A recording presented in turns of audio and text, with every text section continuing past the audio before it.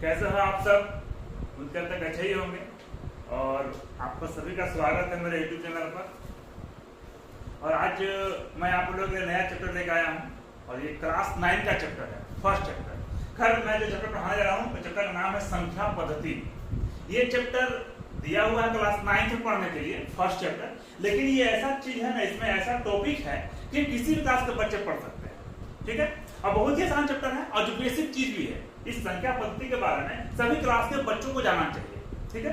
तो संख्या पद्धति किसे कहते हैं? नाम से चल रहा है पता, अंग्रेजी में लिखते हैं इसको नंबर सिस्टम। नाम से चल रहा है पता कि नंबर सिस्टम मतलब नंबर मतलब संख्या। जितनी भी तरह की संख्याएं होती हैं उस सब के बारे में मुझे जानना है इस चैप्टर में, ठीक है। और जितने भी तरह की संख्याएं होती है उसमें कुछ संख्याएं बेसिक है जो सबको जानना चाहिए। हम शुरुआत करते हैं, ठीक है। संख्या पद्धति में सबसे पहला चीज आता है प्राकृतिक संख्या। प्राकृतिक संख्या अंग्रेजी में इसको क्या बोलते हैं? Natural number. नेचुरल नंबर, ठीक है। अब सवाल उठता है कि प्राकृतिक नाम है प्राकृतिक संख्या, तो प्राकृतिक संख्या बोलते किसको है? तो क्या बोलते हैं? जो संख्या या वैसी संख्या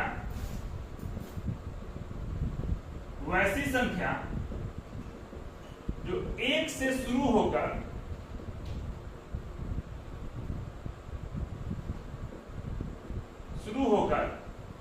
अनंत तक जाती है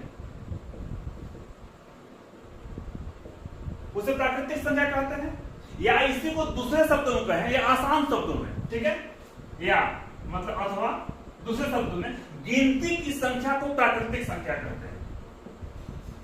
गिनती की संख्या को प्राकृतिक संख्या कहते हैं।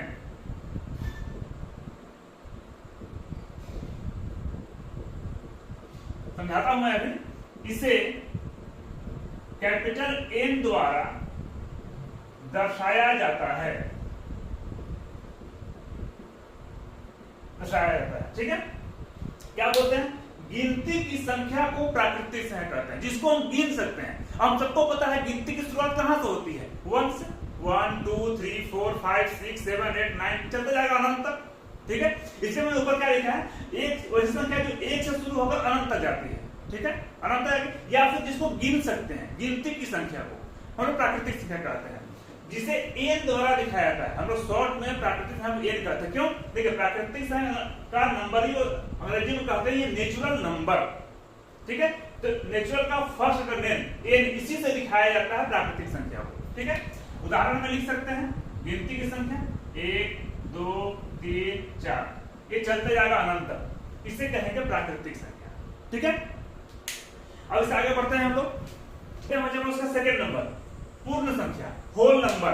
क्या बोलता है? अगर गिनती की संख्या में 0 को शामिल कर दिया जाए, ठीक है, तो पूर्ण संख्या बन जाएगा। इसे W द्वारा दर्शाया जाता है। जैसे गिनती की शुरुआत 1 से होती है, 1 2 3 अनंत तक चले जाएगा। उसमें अगर 0 को शामिल कर दें, उसके पहले 0 लगा दें, कि पूरा का पूरा जो है मेरा बन गया पूर्ण संख्या। मतलब प्राकृतिक संख्या की शुरुआत 1 से होती है और पूर्ण संख्या की शुरुआत 0 से होती है, ठीक है। अब यहाँ पे बहुत ही इंपॉर्टेंट क्वेश्चन है कि क्या प्रत्येक पूर्ण संख्या प्राकृतिक संख्या होती है? तो नहीं होती है। क्यों नहीं होती है? इसलिए कि पूर्ण संख्या की शुरुआत 0 से होती है और प्राकृतिक संख्या की शुरुआत 1 से होती है। अगर प्रत्येक पूर्ण संख्या प्राकृतिक संख्या हो जाएगी तो प्राकृतिक संख्या में 0 छूट जाएगा, ठीक है। इस चीज का ध्यान रखेंगे कि प्रत्येक पूर्ण संख्या प्राकृतिक संख्या नहीं होती है। लेकिन इसी क्वेश्चन को उल्टा पूछ दिया जाए कि क्या प्रत्येक प्राकृतिक संख्या पूर्ण संख्या होती है? तो हाँ है, क्योंकि जितना भी प्राकृतिक संख्या है सबका सब पूर्ण संख्या है, ठीक है। कोई कंफ्यूजन नहीं होना चाहिए। अब हम लोग आगे बढ़ते हैं। अगला हमारा जो संख्या पद्धति का अगला जो टॉपिक है वो है इंटीजर, पूर्णांक किसे कहते हैं, ठीक है। तो हम लोग जितना भी तरह का धनात्मक और ऋणात्मक नंबर देखते हैं, सबको अगर एक साथ मिला दिया जाए तो सब पूर्णांक कहलाएगा, ठीक है। इसका मतलब ये हुआ कि पूर्णांक में जो है सभी पॉजिटिव और निगेटिव दोनों ही नंबर शामिल होता है, ठीक है। उदाहरण जैसे अब इसे दिखाया जाता है z द्वारा। एग्जाम्पल क्या लिखेंगे? देखिए ये बीच में हो गया 0, हम लोग पता है कि बीच में 0 लिखते हैं, जीरो के राइट साइड जो है दाहिना तरफ जितना भी नंबर है सारा का सारा नंबर प्लस में, ठीक है, 1 2 3 4 ये चलते जाएगा, ठीक है। और जीरो का लेफ्ट साइड बायां साइड जितना भी नंबर है सारा का सारा नंबर माइनस में, -1 -2 -3 ये चलता जाएगा अनंत तरफ, ठीक है। तो देखिए यहां पर सारा का सारा नंबर, इसको आप ऐसे लिख सकते हैं, एग्जाम्पल यहां पर हो गया -∞, यहां पर हो गया +∞, ठीक है।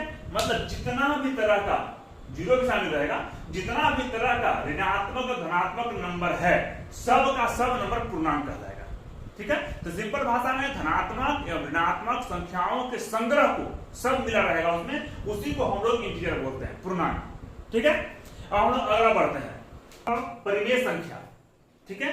इसको बोलते हैं रेशनल नंबर, कि परिमेय संख्या किसे कहते हैं, जिसे कहते हैं वैसी संख्या जिसे P/Q के रूप में लिख सकते हैं, ठीक है। क्या लिखे हैं, वैसी संख्या जिसे P/Q के रूप में लिखा जा सकता है, जहां P और Q पूर्णांक है। पूर्णांक मतलब क्या बता रहे थे कि धनात्मक और ऋणात्मक संख्याओं का संग्रह, मतलब पूर्णांक में पॉजिटिव और नेगेटिव दोनों तरह का नंबर शामिल है। तो P और Q जो होगा, ये P और Q ये प्लस माइनस कुछ भी नंबर हो सकता है, इसीलिए यहां पर लिखा है कि P और Q पूर्णांक है और Q ≠ 0। इसका मतलब क्या हुआ कि बट्टा में जो है Q का मान कभी भी 0 नहीं होना चाहिए। जब भी परिमेय संख्या हम लिखेंगे तो परिमेय जो है बट्टा में Q की जगह पर 0 नहीं होना चाहिए। 0 को छोड़कर कोई भी संख्या हो दुनिया का सब चलेगा, 1 2 3 4 -5 -10 -11 12 कुछ भी चलेगा, लेकिन 0 नहीं होना चाहिए Q में, वो मंजूर नहीं है परिमेय संख्या में, ठीक है। परिमेय संख्या को Q द्वारा दर्शाया जाता है, ठीक है। उदाहरण देते हैं, उदाहरण बहुत सारा है परिमेय संख्या का, जैसे 5, इसको P/Q के ऊपर लिख सकते हैं कि नहीं, लिख सकते हैं, इसके बटा में कुछ नहीं है तो 1 है, और जब वैसे ही 1 हो गया तो इसको ऊपर में P बटा में Q, ऊपर को P बोलेंगे नीचे Q बोलेंगे, ये हो गया परिमेय संख्या। -3 इसके बटा में कुछ नहीं है तो 1, ये भी P/Q के रूप में लिखा गया, ठीक है। उदाहरण 0, अब ये सवाल उठते हैं कि क्या 0 परिमेय संख्या है, तो 0 परिमेय संख्या है, ये बहुत ही इंपॉर्टेंट क्वेश्चन है, बच्चे अक्सर कंफ्यूज करते हैं, ठीक है। अब बोलो सर यहाँ तो लिखा हुआ है Q ≠ 0, अरे तो ये लिखा हुआ है Q ≠ 0, मतलब हर 0 नहीं होना चाहिए, ऊपर Q तो 0 हो सकता है, हो सकता है, तो यहाँ पर 0 है, इसके बटा में कुछ नहीं है तो 1 है। जब ये 1 हो गया तो ये भी P/Q के रूप में लिख सकते हैं, अगर P/Q तो ये हो गया परिमेय संख्या।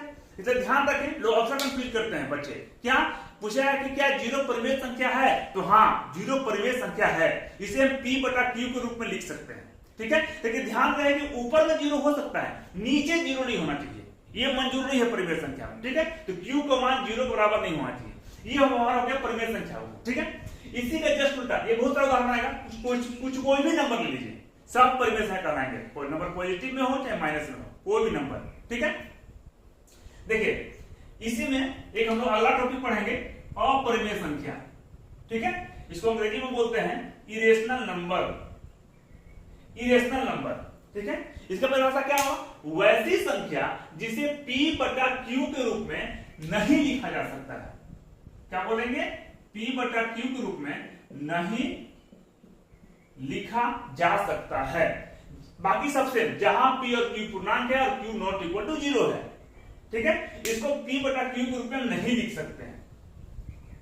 क्यों नहीं लिख सकते हैं, आयन देखिए। अब परिमेय संख्या का उदाहरण क्या है, अपरिमेय संख्या का, मान लीजिए √5 है, अब इसका जो वर्गमूल निकालते हैं, इसका वर्गमूल जो है परफेक्ट, ये परफेक्ट स्क्वायर है ही नहीं, इसका नंबर कभी कभी क्या, इसका जब वर्गमूल निकालेंगे तो कभी भी पूर्ण संख्या में उसका वर्गमूल नहीं निकलेगा, 2 पॉइंट समथिंग आते जाएगा, वो कभी खत्म होगा नहीं। तो ऐसा कंडीशन में इसको हम P/Q के रूप में नहीं लिख सकते, ठीक है। इसलिए अपरिमेय संख्या में आएगा √2 √3 पाई, 1.10 110 1110 चलते जाएगा, ऐसा ये सब चलते जाएगा कंटिन्यू। ये जितना भी चीज है सारे के सारे अपरिमेय संख्या है, इसको भी जो है हम P/Q के रूप में नहीं लिख सकते हैं, ठीक है। ये अपरिमेय संख्या हो गया। हम लोग आगे बढ़ते हैं, तो देखते हैं कि दो संख्याओं के बीच में परिमेय संख्या कैसे निकालते हैं, ठीक है। कोई भी दो संख्या दिया रहेगा और बोलेगा उसमें 5 परिमेय संख्या निकालें, 6 परिमेय संख्या निकालें, 10 निकालें, 20 कितना में निकालें, ठीक है। देखते हैं, बहुत ही आसान है। देखिए ये दो संख्या दिया हुआ है 1 और 2, बोलता है इसके बीच 5 परिमेय संख्या निकालना है। ठीक है, तो बहुत ही आसान है। करना क्या है कि जो दो संख्या लिखा हुआ है पर लिखते हैं पहला परिमेय संख्या, पहला परिमेय संख्या। देखिए 1 और 2 के बीच में करना क्या है, ये जो दोनों संख्या दिया हुआ है ये दोनों संख्या को जोड़कर 2 से भाग कर देना है। एकदम आसान है। कोई भी दो संख्या के बीच अगर परिमेय संख्या निकालना है तो बहुत आसान तरीका करना क्या है, तो दोनों संख्या को जोड़कर 2 से भाग देते चले जाना है। ये आंसर अपने आप आते जाएगा। देखिए पहला संख्या निकालना है, ये दोनों को जोड़ दिए और 2 से भाग कर दिए, कितना हो गया 3/2। आप लोग को समझाने के साइड में लिखते हैं। देखिए 1 यहां पर लिखा, मान ली हमारे 2 यहां पर लिखा। ठीक है, ये दोनों के बीच में एक परिमेय संख्या 3/2 निकल गया। ठीक है, हमको 5 निकालना है। तो देखिए दूसरा परिमेय संख्या क्या बताया है, अब दूसरा निकालना है तो आप इसके बीच में निकाल सकते हैं। ये भी दो संख्या है, ये दोनों संख्या के बीच निकाल सकते हैं परिमेय संख्या, या फिर ये दोनों बीच निकाल सकते हैं परिमेय संख्या। ठीक है, आपको जो सुधारा निकाल लीजिए। मैं निकालता हूं ये दोनों के बीच में, कहां गए, हाँ ये दोनों के बीच में। ठीक है, क्या बताया, जो दो संख्याओं के बीच निकालना है वो दोनों को जोड़कर 2 से भाग कर देना है। देखिए ये दोनों को जोड़ते हैं 1 + 3/2, अब भागा में 1/2, 2 से भाग कर दिए, 2 को बाहर निकाल दिए हैं। ठीक है, तो 1/2 बटन कुछ नहीं तो 1, 2 से भाग देंगे कटेगा, तो 2 + 3 1/2 गुना 5/2 बराबर 5/4। ठीक है, देखिए ये दोनों के बीच संख्या हो गया 5/4। ठीक है, आपको तीसरा निकालना है, इसके बीच निकालेंगे, कोई जरूरी नहीं है, आप इसके बीच में निकाल सकते हैं, इसके बीच निकाल सकते हैं, इसके बीच निकाल सकते हैं, कहीं भी निकाल सकते हैं। ठीक है, हमको 5 निकालना है, हाँ लेकिन 1 और 2 के बीच में ही होना चाहिए। ठीक है, अब निकालते हैं तीसरा परिमेय संख्या।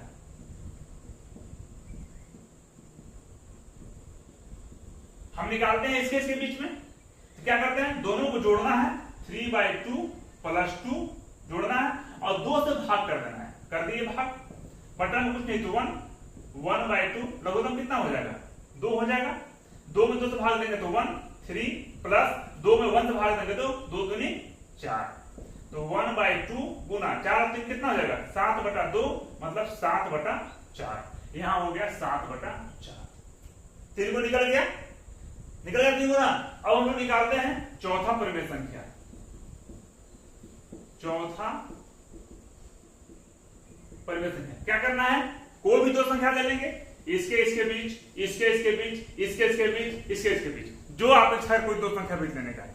मैं इसके बीच निकालता हूं, तो क्या करना है, ये दोनों को जोड़ना है, फिर 2 से भाग कर देना है, तो 1/2, 2 पहले ही बाहर निकाल दे रहे हैं, 1 + 5/4, तो 1/2 बटन कुछ नहीं तो 1, जब लघुत्तम ले लेंगे तो 4, यहां हो जाएगा 4 + 5, 1/2 गुना 9/4, तो हो जाएगा 9/8। ये दोनों के बीच निकल गया 9/8। ठीक है, निकल गया ना। अब पांचवा निकालना है हमको, पांचवा परिमेय संख्या। फिर से वही चीज, कोई भी दो संख्या के बीच निकालना है, जिसको मन करे आपको। मैं निकालता हूं इसके बीच, देखिए फिर वही दोनों को जोड़ना है, 2 से भाग कर देना है, तो यहां भाग करेंगे, पहले ही निकाल दिए, 5/4 + 3/2, 1/2 लघुत्तम कितना हो जाएगा 4, यहां हो जाएगा 5, यहां 2 2 3 6, तो 1/2 गुना 6 5 11/4 बराबर 11/8। यहां हो गया कितना 11/8। अब आप गिन सकते हैं कि 1 और 2 के बीच 5 परिमेय संख्या है कि नहीं। 1 2 3 4 5 हो गया 5 परिमेय संख्या। तो एक और चीज इंपॉर्टेंट क्या है कि दो परिमेय संख्याओं के बीच अनंत परिमेय संख्या निकाल सकते हैं, जिसे कोई सीमा नहीं है, कितना भी परिमेय संख्या हम उसको निकाल सकते हैं दो संख्याओं के बीच में। ठीक है, इसलिए आपका ऑब्जेक्टिव क्वेश्चन में ये पूछता है अक्सर कि दो संख्याओं के बीच में कितनी परिमेय संख्याएं होती हैं। ऑप्शन देगा 2 4 8 अनंत, तो इसके ध्यान रखिएगा अनंत मारिएगा। ठीक है, आगे बढ़ते हैं हम लोग। एक और चीज क्या कि जब भी आप दो संख्याओं के बीच परिमेय संख्या निकालेंगे सब्जेक्टिव में, तो कभी कोई जरूरी नहीं है कि बच्चों का आंसर मिले, नहीं मिलेगा। क्यों नहीं मिलेगा, कारण क्या है उसके पीछे। मान लीजिए कोई बच्चा निकालेगा 1 और 9/8 के बीच परिमेय संख्या, मेरा मन है कि नहीं मैं इसके बीच नहीं निकालूंगा, मैं निकालूंगा 7 और 4 और 2 कुछ परिमेय संख्या, तो दोनों का आंसर मिलेगा ही नहीं कभी। कोई बच्चा निकाला 5/4 और 11/8 के बीच में, मैं निकालूंगा 3/2 और 7/4 के बीच में, तो आंसर कैसे मिलेगा? ठीक है, इसे कंफ्यूज नहीं होना है। परिमेय संख्या अगर आप सही निकाल रहे हैं तो कभी भी बच्चा का आंसर मिलेगा नहीं, कोई जरूरी नहीं है, मिल भी सकता है नहीं भी मिल सकता है। ठीक है, और दो परिमेय संख्याओं के बीच में अनंत परिमेय संख्या होती है। ठीक है, ये निकालने का मेथड है। ठीक है, ये पहला मेथड है। एक और मेथड है जो मैं आपको बताता हूं, इसको निकालता हूं तो नोट कर लीजिएगा। बच्चों हम लोग 1 और 2 कुछ परिमेय संख्या निकालने का दूसरा विधि, अभी आपने सीखा फार्मूला से कि दो संख्याओं के बीच परिमेय संख्या कैसे निकालते हैं। ठीक है, और अब सीखते हैं एक और मेथड इसका। क्या करना है, देखिए हर, सबसे पहले हमको हर निकालना है। तो हर कैसे निकालेंगे, 1 और 2 के बीच में 5 परिमेय संख्या निकालना है, तो जितना परिमेय संख्या निकालना रहेगा उसमें 1 जोड़ देंगे। ठीक है, 5 निकालना है, 5 में 1 जोड़ दिए, ये 6 हो गया। मतलब अब इसका जो परिमेय संख्या निकालेंगे, इसका हर जो होगा वो 6 होगा, ये फिक्स हो गया। अब वो ऊपर डिसाइड करना कि अंश में क्या होगा। ठीक है, अब क्या करें, 1, अब 1 को हमको ऐसे लिखना है फ्रैक्शन में, भिन्न में, उसका हर 6 हो। क्या करेंगे, देखिए बट्टा में तो 6 फिक्स होगा, ऊपर में ऐसा कौन सा नंबर लिखेंगे कि दोनों को भाग देने पर 1 आ जाएगा, तो यहां पर 6 लिखेंगे, कट जाएगा तो 1 आ जाएगा। ठीक है, उसी तरह से फिर 2 को लिखना है, तो 2 कैसे लिखेंगे, तो बट्टा में हर में 6 तो फिक्स रहेगा, ऊपर में क्या लिखेंगे, तो अगर 12 लिख देंगे तो 6 दूनी 12, 2 हमारा आ जाएगा। ठीक है, यहां पे कोई दिक्कत नहीं होना चाहिए। अब क्या करते हैं हम लोग, ये दोनों के बीच में 5 परिमेय संख्या निकालना है। तो कैसे कैसे लिखेंगे, 6/6 लिख दिए 1 के बदले, ये 2 के बदले लिख दिए 12/6, ये दोनों संख्या लिख दिए, इसके बीच में 5 परिमेय संख्या निकालना है। तो देखिए सबका हर तो सेम है, इसमें सबका हर सेम होगा, तो ऊपर के संख्या को बदलते जाना है एक लाइन से। कैसे, 6 है, 6 के बाद 7/6, 8/6, 9/6, 10/6 और 11/6, ये हमारा हो गया 5 परिमेय संख्या।